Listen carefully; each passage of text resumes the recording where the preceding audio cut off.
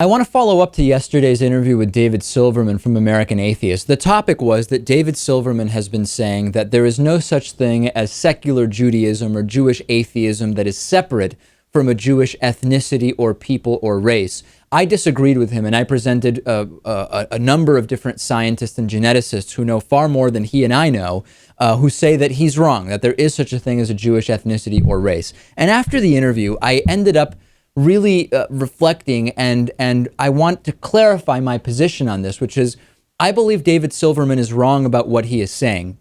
And while I completely agree with his critiques of the religious fundamentals of Judaism and don't think he needs to separate the ethnicity from it, I want to make clear to the audience that I don't believe that a Jewish ethnicity or race is the most important lens through which the Jewish people are a group, okay? And I want to make that very clear because in arguing that David Silverman was wrong, some of the emails I got, once we put aside the insane anti-Semitic emails, but the serious emails, seemed to give me the sense that people thought that I primarily identify Jewish people as a group that is an ethnic or racial group. I don't, Lewis, and I think it's important to make clear that there is that the Jewish people as a historical and cultural group separate from religion. And remember, most Jews on this planet, this is the only planet that I know of Jews existing, are quite secular, in fact. So to argue, even aside from the ethnic and racial component, as David Silverman tries to do,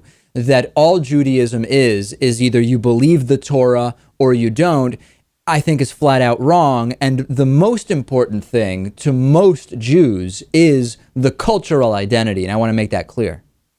I think you hopefully cleared things up with that, David. But see, Jews actually are from another planet originally. Right, of course. You should educate yourself on that. I should find out about that. And the other thing is, yesterday I said during that interview that arguing that Jews are not an ethnicity or racial group has been used to make anti-Semitic arguments, including the Khazar myth, as I mentioned. That is true. However, and I realized this after the fact as well, arguing that Jewishness is only a religion has also been used to make anti-Semitic arguments. So, Lewis, as is often the case, anti-Semites are basically on both sides of every argument and can always find a way to be anti-Semitic, regardless of what the truth is or what argument they're making.